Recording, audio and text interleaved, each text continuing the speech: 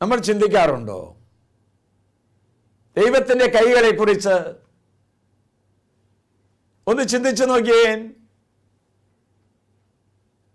ഒന്നാമതായി പറയുന്നു, ദൈവത്തിൻ്റെ കരം, ദൈവത്തിൻ്റെ കൈകൾ സകല ജനങ്ങളുടെ മേലും നീട്ടപ്പെട്ടതാണ്. അതാണ് ഒന്നാമത്തെ പ്രത്യേകത, സകല ജനങ്ങളുടെ മേലും.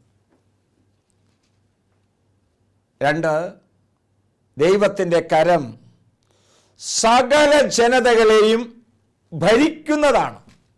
കർത്താവാണെല്ലാം ഭരിക്കുന്നത്. 3, ദൈവത്തിൻ്റെ കരം സകല ജനതയുടെ മുമ്പിൽ ഉയർത്തിപ്പിടിച്ചിരിക്കുന്ന കരമാണ്. എപ്പോഴെങ്ങനെയാണ് കർത്താവിൻ്റെ കരം? ദൈവത്തിൻ്റെ കരം സുഖപ്പെടുത്തുന്ന കരമാണ്. ഓരോ രോഗികളുടെയും തൊട്ട് സ്പർശിച്ച് സൗഖ്യം നൽകുന്ന കരങ്ങൾ. 5, ദൈവത്തിൻ്റെ കരം രൂപാന്തരപ്പെടുത്തുന്ന കരമാണ്.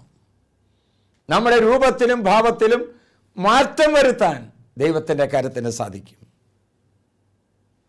6, ദൈവഭക്തന്മാരെ സംവഹിക്കുന്ന കരമാണ് ദൈവത്തിൻ്റേത്. ഏത് പ്രതിസന്ധികളിലാണെങ്കിലും ഏത് പ്രതികൂലങ്ങളിലാണെങ്കിലും ദൈവം അവരെ സംവഹിക്കും. മാത്രമല്ല, അവിടെ കണ്ണുനീര് തുടച്ചു മാറ്റും. ആർക്കും തടയാൻ പറ്റാത്ത കരമാണ് ദൈവത്തിൻ്റെതെന്ന് നമ്മൾ തിരിച്ചറിയണം. അവസാനമായി, ഏതൊരു പാപിയെയും കഴുകി വിശുദ്ധീകരിച്ച് വിശുദ്ധരാക്കാൻ കഴിവുള്ളതാണ് ദൈവത്തിൻ്റെ കരം.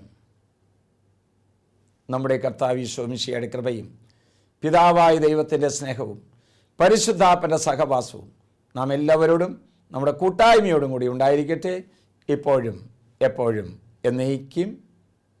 ആമേൻ.